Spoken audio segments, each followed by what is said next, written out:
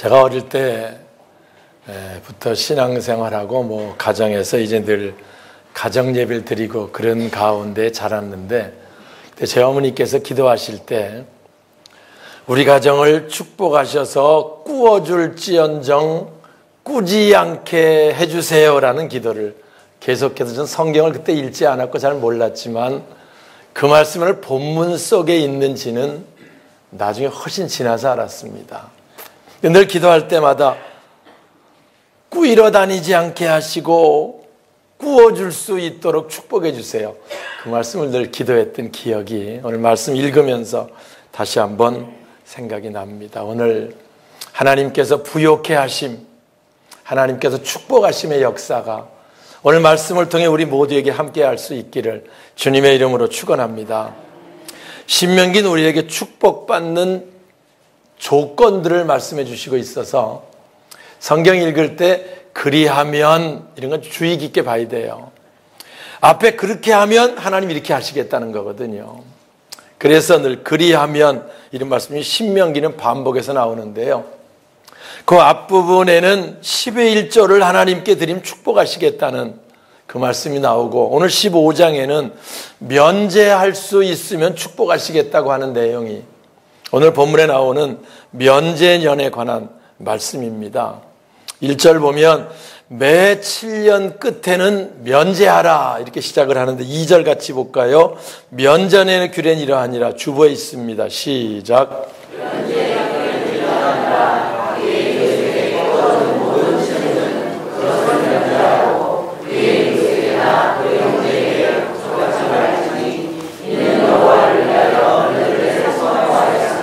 네, 이 유대인들은요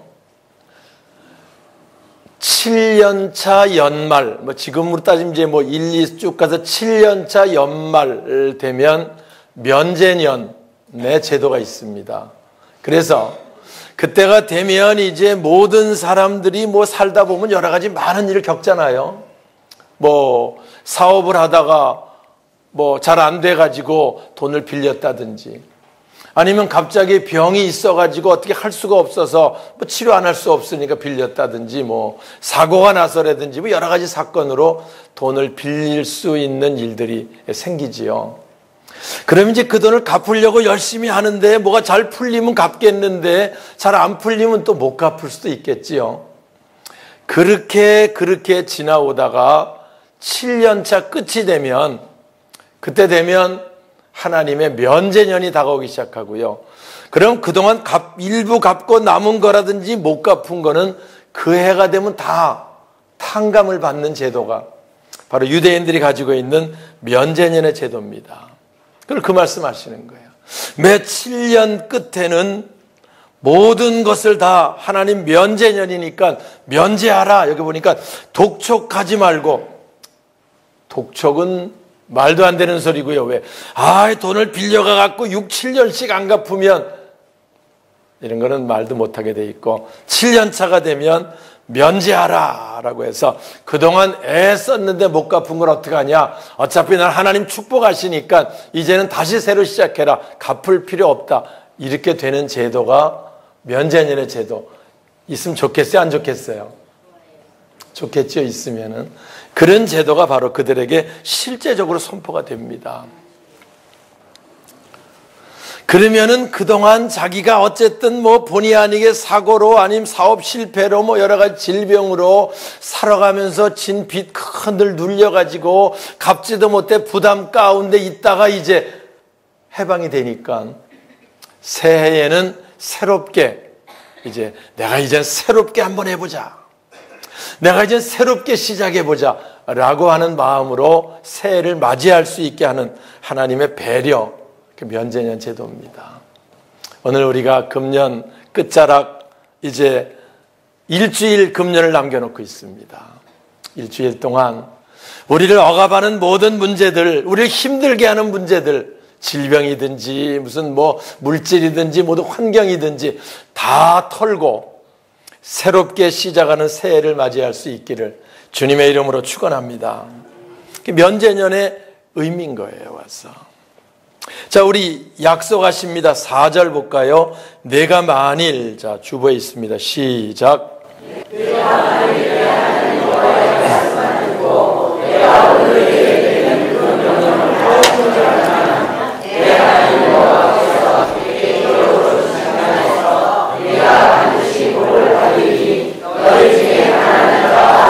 할렐루야. 그렇습니다.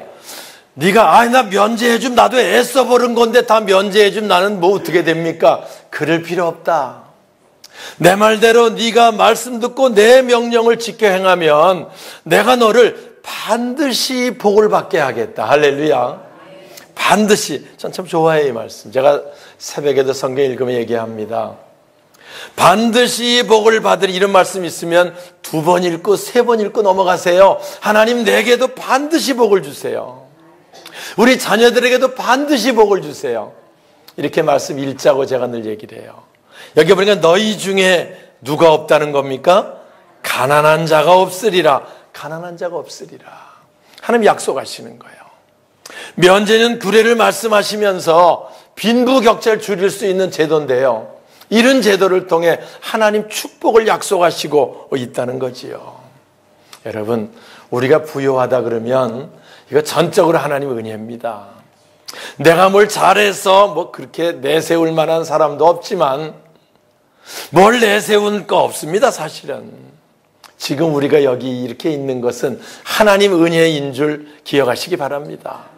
금년 한 해도 얼마나 어려운 일들이 많았고 얼마나 사고도 많았고 문제가 많았습니까? 그런데 우리 건강하게 지키시고 그리고 여기까지 붙드셔서 기쁨으로 성탄주일 예배를 드릴 수 있다는 거 하나님 은혜고요. 내가 이만큼 살 수 있는 거 역시 하나님 은혜입니다. 오늘 우리는 그래서 연말이 되면 그 하나님의 은혜들을, 하나님 주신 부요를, 하나님 주신 축복들을 나눌 수 있는 나눔의 시간들이 바로 이 한 해 끝자락 속에 우리들 속에 있어져야 된다, 그 말입니다.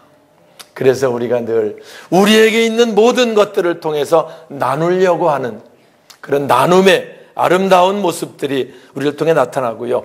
그렇게 할 때 하나님이 약속하시는 거예요. 그렇게 하면 내가 반드시 복을 받고 가난한 자가 없으리라 라고 말씀합니다. 오늘 이 은혜가 우리들 속에 있으면 좋겠어요. 사실 대부분 이 사람들 돈을 다 좋아하잖아요. 뭐 황금 만능 시대에 돈은 거의 절대적이면 다 좋아합니다. 저도 물론 좋아하고요. 근데 우리보다 유대인들은 훨씬 더 돈을 좋아해요. 유대인들은요, 아주 돈에 관한 부분 얼마나 철저하고요. 12살 성인식 때부터 돈 버는 법을 가르쳐요. 유대인 성인식, 유대인이 왜 거부들이 많은가를 그거 보면 알 수 있는데요. 12살부터 성인식을 통해서 그들은 돈을 그에게 맡겨주고 돈을 운용하는 방법을 가르쳐주고 부자가 되게 하는 방법을 가르칩니다. 12살 이후부터가 성인이 되면은. 그런데 그들은 그 가르치는 목적이 있어요. 우리는 그냥 부자가 되라. 왜? 부자 되면 좋은 거 아니야? 부자가 되라. 그래야 네가 당당하게 사는 거야. 뭐 이렇게 보통 생각하고 그냥 부자가 되라. 뭐 되면 이렇게 막연한데 부자들은 목적을 어릴 적부터 가르치는데요. 너희들이 선행을 하려면 돈이 필요하다. 좋은 일 하려면. 그러니까 너희들은 선행을 하면 돈이 필요하니까 너가 부자가 되고 부자가 돼서 어렵고 가난한 이들을 위해서 돈을 사용하고 그래서 결국 하나님께 영광 돌리는 그런 삶을 살도록 하라. 그게 유대인이 부자가 되려고 하는 목적입니다. 그래서 제가 기독교 신문에 저한테 정론을 하나 써달라고 그래서 어제 이 설교를 준비를 마치고 정론을 썼는데요. 뉴욕, 제가 94년도에 부흥회를 그때 가서 뉴욕 그때 어려울 때인데 뉴욕 시민들은 일평생 수도요금을 안 낸대요. 그래서 그 뉴욕은 왜 그 숫자가 서울보다 큰 도시가 뉴욕인데 그 어마어마한 사람 수도요금을 다 어떻게 안 내냐. 록펠러 재단에서 평생을 대납한다는 거예요. 록펠러 유대인이죠. 자, 거부가 됐어요. 자기에게 어마어마한 재산이 들어옵니다. 그걸 가지고 뉴욕 시민 모두에게 수도요금을 대납해서 일평생 내지 않는 선행, 그러니까 그들 물 먹을 때마다 고마운 생각이 드는 거죠. 우리가 내야 되는데 대납해 주는 사람이 있다고 하는, 그게 바로 록펠러의 사고고요. 얼마 전에 블룸버그라고, 여러분 블룸버그 통신 이러면 거의 아실 거예요. 아마 세계적으로 그 인터넷 막 시작되면서 블룸버그 통신을 회사를 만들었고 엄청난 부를 쌓았던 블룸버그 시장이라고 있습니다. 뉴욕 시장 3선을 했어요. 지금 70이 넘으신 분인데, 그 블룸버그 시장이 얼마 전에 자기 모교 존스 홉킨스 대학에다가 2조 원을 가난한 학생들이 마음껏 공부할 수 있도록 해달라고 기부했다는 거예요. 가난한 학생은 얼마나 기쁘겠습니까? 블룸버그 장학금 가지고 이제 그들은 공부할 수 있도록 하는, 2조 원 적은 돈이 아니잖아요. 기부를 해가지고, 그래서 그게 바로 지난달 말에 있었던 사건입니다. 70이 넘으면 욕심만 자꾸 늘어나고 더 가지려고 그러는 판인데, 그렇게 기부를 했다는 게 사실 그 보통 일 아니잖아요. 자기 철학이 있는 거예요. 와서 내가 부자가 된 건 하나님 날 축복하신 거고, 나는 이 축복을 함께 어렵고 힘든 이들과 나누어야 된다라고 하는 사고를 가지고 있기 때문에 그런 일들이 가능하지요. 실제로 미국 가보면 유대인들이 미국의 약 2% 정도밖에 안 돼. 미국 전체 시민에. 그런데 미국의 거의 그 부자들은 유대인들이 많습니다. 유대인들에게 주는 노벨 평화상 같은 게 있는데요. 그게 제네시스 상이라고 창세기의 상으로 제정이 됐어요. 그 상금이 100만 달러, 노벨상 상금하고 똑같습니다.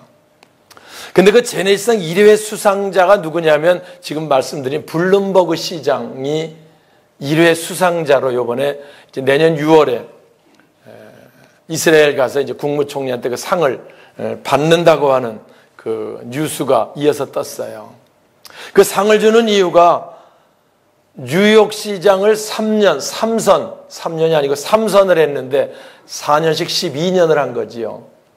그런데 자기는 시장에 어마어마한 연봉이 있는데 하나도 안 받고 1년에 1불만 받았대요. 와서 월급을. 왜냐하면 하나도 안 받으면 또 걸린다니까 1불만 받고, 오히려 시장 3선하면서 자기 돈 6,800억을 써가지고 이제 뉴욕시를 살기 좋은 도시로 만드는 역할을 12년 동안 해서 유대인들의 근본 가치를 실현한 사람이 누구냐 쭉 찾아보다가 이제 블룸버그 전 시장이 선정이 돼가지고, 그래서 이제 노벨상과 같은 그 제네시스상, 창세기상 1회 수상자로 결정이 됐답니다. 물론 그가 내년 6월에 상을 받지만 상금 100만 달러도 전액 자선단체에 기부하겠다고 하는 그런 그 선언을 했던 내용들을 우리가 여러 번 신문을 통해 보신 분도 있을 거예요. 제가 사단법인 사랑 나눔, 또 우리가 그걸 운영하다 보니까 이제 기부 이런 부분에 관해서 문의하는 사람도 많고 또 실제 기부금도 받고 그렇게 합니다. 우리들이 늘 우리들 가지고 있는 작은 것이라도 나누려고 하는 마음 가지고 살아가는 그런 철학을 가지고 있으면 하나님께서 그를 부욕해 하시고 그를 통해서 하나님의 영광 받으시고 사회는 따뜻해지고 아름다운 역사들이 나타나게 된다는 거지요. 연말 되면 자선 낭비도 있고 뭐 여러 가지 좋은 곳에 기부할 수 있는 거 많이 있어요. 뭐 형편이 넉넉하지 못하니까 뭐 그럴 수 없다고 치면, 그러면 다른 것이라도 마음만이라도 나누고 싶어하고 또 함께하고 싶어하는 그런 모습이 바로 오늘 면제년에 가까운 이제 그 정신이 아닐까 이렇게 생각을 해봅니다. 사실 이 말씀 후반부분 그런 말씀도 있어요. 면제년이 가까울 때 이제 그건 딱 정해져 있으니까 7년 끝에 가까워지니까요. 가까워지면 한 6년이나 5년 차쯤 돼가지고 누가 돈을 빌려달라 그러면 어려운 사람이, 그러면 이건 내년에 면제년이면 이것도 탕감해줘야 되는데 못 받을 것 같아가지고 안 빌려주고 싶은 생각이 날 수 있을까요? 없을까요? 있겠지요. 와서 내년이면 이거 뭐 준다 그래도 못 받을 판인데 면제년이 되면 탕감해야 되니까 와서 규정으로. 아까운 생각이 들 때 네가 그때 아까운 생각을 품지 마라, 그 말씀을 하세요. 와서 면전이 가까울수록 어려운 형제가 빌려달라 그러면 아까운 생각을 하지 말고 넉넉한 마음으로 줘라. 왜냐하면 그렇게 하면 내가 너를 축복할 테니까. 그 말씀을 반복해서 하세요. 또 축복할 테니까. 오늘 우리가 이 땅에 사는 동안 늘 하나님 하시는 말씀대로 순종하며 사는 그런 마음 가지고 살 때 하나님 축복하시는 거예요. 거기 보면 반복해서 말씀하시면서 제가 좋아하는 말씀입니다. 그렇게 하면 아까운 생각이 들 때, 같이 읽고 넘어갈까요? 10절입니다. 아까운 생각 갖지 말고, 자, 너는 반드시 그에게 줄 것이요. 10절 시작. 너는 반드시 그에게 줄 것이요. 그에게 아끼는 마음을 품지 말 것이라. 이로 말미암아 내가 하는 이와 같아서 내가 하는 모든 일과 내 손이 닿는 모든 일에 내게 복을 주시라. 네, 여기 마지막 부분에 내게 복을 주시 이런 말씀이 있어서 같이 읽자 그랬어요. 이런 말씀 우리가 읽고 우리가 품으면 하나님이 역사하시니까요. 아까운 생각이 들 때 그렇게 마음 먹지 마라. 아끼는 마음 갖지 말고 주어라. 그렇게 하면 내 하나님 여호와께서 내 하는 모든 일과 하는 일 다 잘 되는 거예요. 그러면 내 손으로 하는 모든 일에 내게 복을 주시리라. 새벽에도 읽었어요, 이 말씀을. 우리가 하는 모든 일 잘되면 좋잖아요. 형통입니다, 그게. 손으로 하는 모든 일, 어느 사람은 손으로 손톱에 때가 끼도록 일을 해도 자꾸 안 되는 사람이 있어. 그거 힘들잖아, 삶이. 애쓰고 수고해도 잘 안 되는 사람이 있어. 어렵잖아요. 그럼 이런 말씀, 하나님 여지껏 힘들었습니다. 오늘 이제 이 말씀을 품고 나도 가난한 이들과도 어려운 이들과 함께 나눔의 삶을 가지려고 합니다. 하나님께서도 말씀하신 대로 내가 하는 모든 일에 복을 주세요. 내 손으로 하는 모든 일에 하나님 복을 주세요. 이렇게 시작하는 그런 여러분 되시길 주님의 이름으로 축원합니다. 하나님 약속하고 계신 거예요. 말씀을 마치겠습니다. 금년 한 해 끝 되면은요, 얽히고 설킨 일들 서로 있잖아요. 뭐 금전적인 문뿐만이 아니고 사람들 관계나 또 아니면 여러 가지 억압이나 뭐 질병일 수도 있고요. 또 여러 가지 문제일 수 있고 다 우리가 탕감받고 또 다 탕감해 줄 거 있으면 탕감해 주고 그리고 우리가 새해를 새롭게 시작할 수 있는 그런 새해가 될 수 있기를 주님의 이름으로 축원합니다. 주님은 우리 모두가 우리 공동체 모두가 그렇게 시작할 수 있도록 면제년의 제도를 7년 끝에 친히 제정하신 거고요. 우리가 한 해를 마감하고 새해를 맞이하며 송구영신 예배를 준비합니다. 금년 보내며 금년에 있는 모든 억압들 다 털고 모든 것들 다 탕감하고 또 탕감받고 새해를 새로운 마음으로 열고 시작할 수 있기를 다시 한번 주의 이름으로 축복합니다.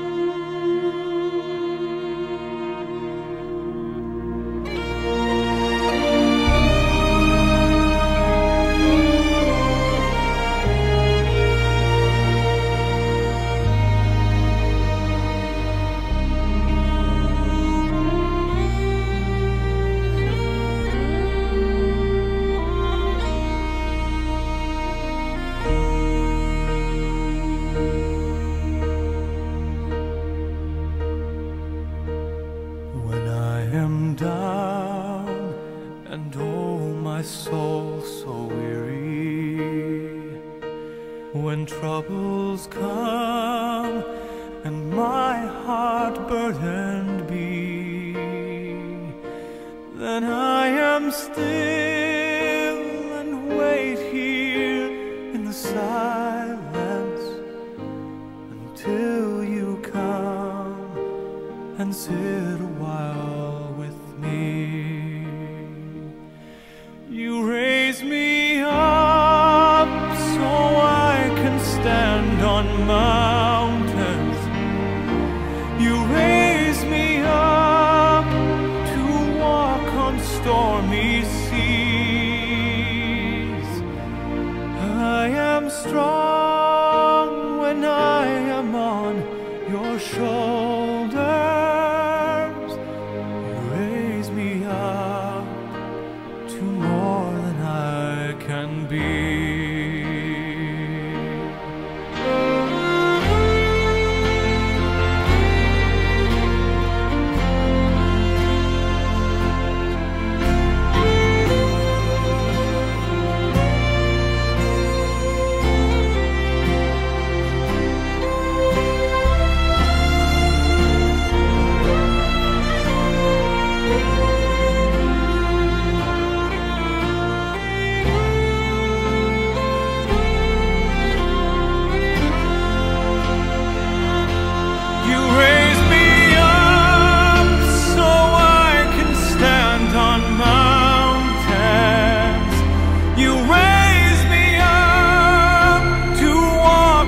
Stormy seas,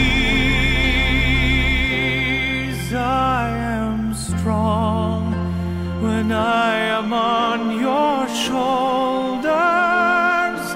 You raise me up to more than I can be.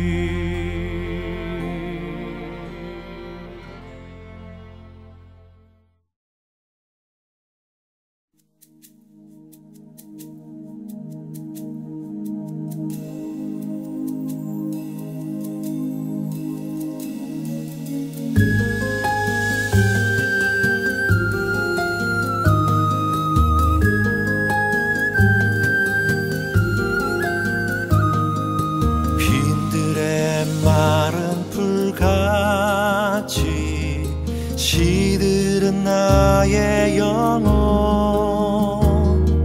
주님의 허락한 성령 간절히 기다리네. 가물어 메마른 땅에 단비를 내리시듯 성령의 단비를 부어 새 생명 주옵소서.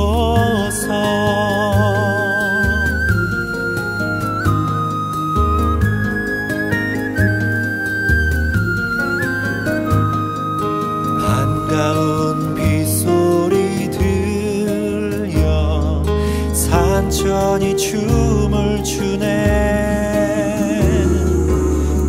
비로 내리는 성령 내게도 주옵소서.